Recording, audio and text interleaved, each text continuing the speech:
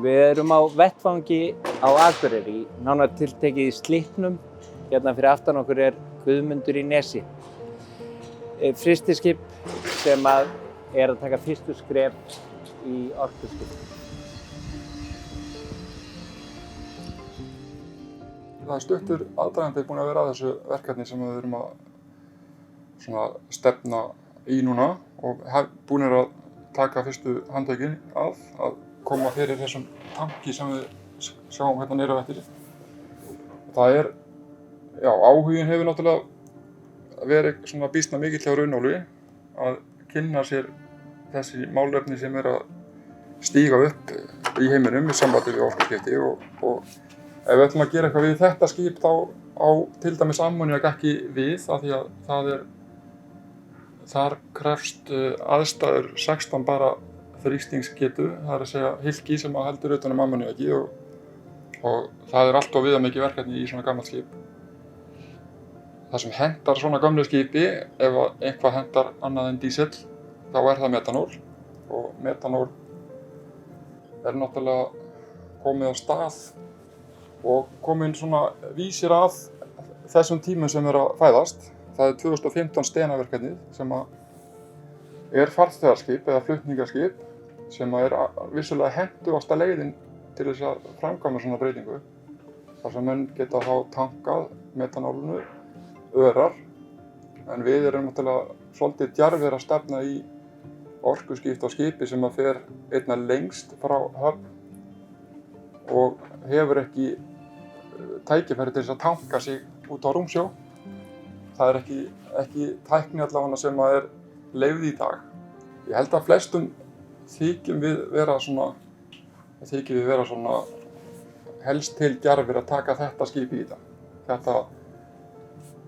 En þá kemur aftur á hinn vanginn að kannski viljum við bara slá allar efasemdir út á borðinu og setja óhentugasta skipið í þetta til að sýna öðrum það að ef við getum gert þetta, þá geta aðrir gert það líka. Og þá er freistandi að búa til ný för. Algjörlega. Og oft elta þeir sem eftir koma í þau för, ef þau för halda. Það er allavega þá er þetta þannig að það er ekki komið ár síðan að fyrstu drög að þessu komið til og þá var vélar og skip með svona kynningu sem að ég er nú ekki viss hvort það var Kai eða hver það var, sennilega. Sérfræðingur Varsela sem er hérna fremstur í þessu og hann kemur með svona góðan fund sem ég missi af og við viðstafnir en hérna fer hérna kynningu í desember 21 eða lok nóvember sennilega. Þar sit ég með Sigga í vélum og skip og við förum yfir þessi mál og hann sýnir mér í smáatriðum svona á fundinum. Ég gat haft tækifæri til að stoppa glærusýninguna og stúdera aðeins og það myndaðist strax svona hugmynd í kollinum að það væri hægt að nýta ákveðna tanka í skipinu og fyrsta hugmyndi var að setja svokallað þrjátanka eða hátanka í skipinu undir þetta og við förum yfir það kannski eftir og sjáum. Þá ætluðum við að þykkja þar og búið til svokallað kofferdam sem er skilyrt í þessu dóti öllu saman sem öryggisrými af því að við erum þarna með miðil sem er svona síðar á ferlinu þá þroskast þetta í það að við ákváðum að fara og setja tankinn aftast í lestina. Og hérna það sem við gerum núna í þessu fyrsta kasti, við erum að nýta slipptöku sem var fyrirsjáanleg fyrir 2,5 árum síðast. Það er komið að upptakt á vél og upptakt á gír og stjórnkerfið á vélinni er orðið ansi dapurt.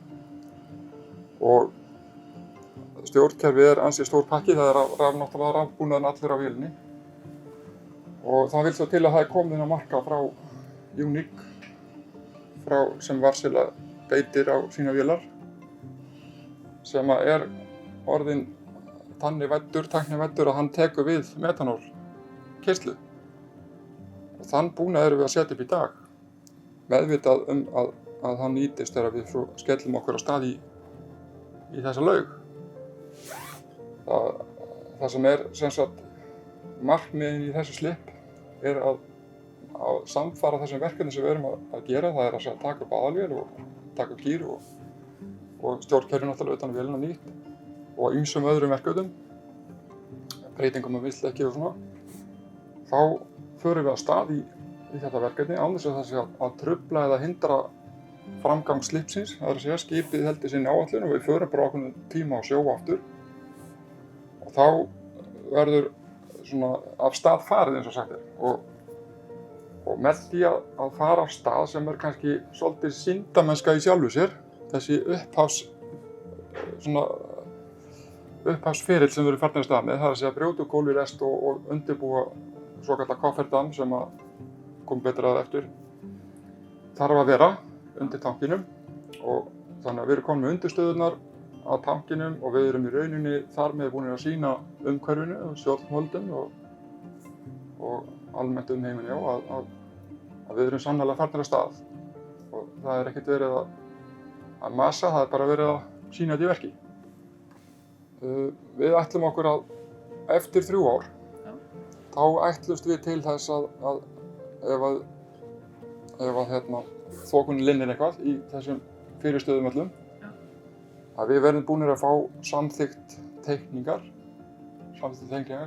að bæði loftræstikerfi og öllum þeim öryggiskröfum sem ætlast er til að standist reglur og lög og geta þá klárað þetta að 3 ára liðnum. Það þýðir þá rauninni að tankurinn kemur upp, vélbúnaður allur, metanoldælur og smurudælur því að við þurfum að halda díselnum ennþá. Við þurfum dísel 3-5% með metanólu til þess að þetta gangi upp. Fyrir smurningu. Fyrir smurningu. Þessi pakki færi sem í gang eftir 3 ár ef framvindan fer sem við vonum. Ekki sem horfir, heldur sem við vonum. En þá spyr maður, hvað ferðu langt á metanóli miðað við þennan tank eða Já, það er svona fyrstu hugmyndir? Það sem mér er sagt er að metanóli hefur það bil 0,45% orku innihald dísilolíu. Það er náttúrulega stóri galdurinn að tækla það í huga og sætta sig við og við náttúrulega förum skemur á hverju rúmmálseiningu. Já, tankarnir er ekki eins og praktískir. Nei, það er líka þetta ætandi efni. Tankurinn sem verið er að hanna, hann er ryðfrýr. Þannig að þetta er allt svolítið snúið, en það á ekki að þurfa ryðfrýr. En hann er samt hannaður með þessum hætti og það er það ýtrustu kröfur sem að farið er í eins og að Bjarni leggur til Ásmunds. En svo náttúrulega er meiningin að við getum komist vel úr höfn og komist frá sjóndeildarhring að höfn á metanól. Og við erum með þá einingu sem við erum með að setja upp núna, þá gæti þetta orðið þannig að það sé ekki meira en rúmur 3 sólarhringar sem við höfum. En miðað við ákveðnar forsendur í álagi. Já. Þannig að þetta er ekki alveg orðið ljóst hvað þessi tankur skilar okkur langt. En við erum allavega komnir með talsverðan hluta borð af metanóli til þess að sjá hvort það virkar og við höfum alltaf þann kostinn að við getum bakkað út úr þessu ef að illa fer. Og alltaf þetta líka, að það verður alltaf ein beljan að míga til að hina mígi. Já, mikið rétt. Þannig að við erum svolítið fyrst að er færi og stjórnvöld eru að hjálpa til. Já. Þá er þetta náttúrulega annaðhvort er færi núna tekið eða möguleikinn gefinn frá. Og það er ekki verjandan en að taka til hendinni þegar tímarnir eru eins og þeir eru. Sjá það allir að það stefnir í alls konar æfingar. Já, og það er mikil pressa. Pressan er náttúrulega mikil og leið líka að menn gefa sig að þessu og þá stingast augun að og menn svona þurfa að standa undir væntingum og við þurfum að ná þessu samlengst en við erum ennþá með hindranir og það eru risarnir í þessu svo verið það svo. flokkunarfélögin eru ekki búin að mynda í rauninni reglurnar sem þarf að fara eftir. Einmitt. Hérna eru við sko, þessi skip sem eru á þessu í dag, þau eru í sléttum sjó tiltölulega, þetta eru stærri skip yfirleitt eða þá á styttri siglingum. Hérna erum við með talsverða hreyfingu á öllu í veltingi og í ólgusjó úti og það eru svona forsendur sem eru kannski talsvert öðruvísi heldur en það eru allan ekki að fullu sambærilegar. Nei. Eigum við að fara og kíkja á skipið? Já. En það ekki? Skoðum skipið. Hérna erum við með svona allavega þessa versjón sem er upp í dag af þessum vangaveltum. Þetta er ekki teikningi sem slík, heldur erum við hérna bara að horfa á skipið og sjáum hvar tankurinn er að myndast. Hann er hérna fyrir ofan svokallaða 6 tanka og verður hérna ofan frá séð þvert hérna yfir. Þannig að hér er 100.000 lítra tankur áætlaður og við erum byrjar á undirstöðum undir hann. Í framhaldi af honum út í bakbársíðuna þá verður dælurými. Hérna verður hurð og svo önnur hurð og þar á milli er rými sem er þetta koffertan fyrir okkur að ganga eða svona öryggisrými. Þarna fyrir innan verða metanóldæla og smurdæla og annar tilheyrandi búnaður sem við flytjum eftir miklu röri sem verður hérna núna á vélinni. Og hérna út úr gluggann sérðu vélina eins og hún er í dag. Hún er nánast samankomin eftir upptakt. Breytingi sem verður hérna eftir 3 ár verður svo að það koma ný hett á vélina. Það kemur stoppur hérna á milli hettana. Þetta er 12 cylindra vél sem fær þá allt ofan í vaffið, það er aðflutningin á metanólinu sem á þá stutta lagnaleið hérna eftir í dælurýmið. Þetta eru örfáu metrar til þess að gera í svona aðgerð. Og eins og maður segir í þessu að það kemur svo mikið á óvart að menn skuli ekki fyrst núna vera að þreifa fyrir alvöru á þessu, sérstaklega fyrir það að tæknin og þekkingin hérna heima, hún er til staðar. Upphafshugmyndin sem kom fyrst upp og var fyrst svona gróf teiknuð og svona stúderuð, það var þessir 3 tankar hérna. Þetta er bakbársþrýr og stjórnborðsþrýstur. Hérna ætluðum við að fara í kofferta með bara innanvert til þess að einfalda vinnuna og þá sníða hérna í loftunum og losna við talsvert svona rót inn í tanknum, af því það er gríðarleg vinna fólkin í þessu öllu saman náttúrulega að fara að breyta tanki með öllum böndum og þetta var fyrsta hugmynd, en hún var slegin út af borðinu svona á fyrsta alvöru fundinum hérna borð. Og þá í rauninni fer þetta hérna inn í enda sem er kannski augljósasti staðurinn til þess að vinna með. Ráðinu til að gera, það er að ná í fisk. Fylla þetta rými. Þetta er 25% sem við erum að skerða lestina með þessu. En skipið er á þannig veiðiskap að þetta er verðmæt vara, hver eining, og þetta er ekki þessi hefðbundna magnveiði sem er kannski oft með bottroll. Þannig að þetta gæti gengið svona, en túrarnir munu styttast. Þetta eru æfingar eins og við vitum og það er annar reykur þarna líka. Málið er að þetta skip kemur hérna uppsett fyrir bara hefðbundna marine diesel. Síðan fara menn í breytingar hérna upp úr aldamótum. Við minnir að það hafi verið 2008. Þá setja menn hérna bústerkerfi. Það er bústerdæla, það er fæðidæla og alls konar hítarar og miklar tunnur. Þetta var allt hérna hinum megin og stór stjórnskápur. Þetta rifum við allt yfir núna daginn. Af því að svartolíubrennslu var hætt 2017-18, minnir mig.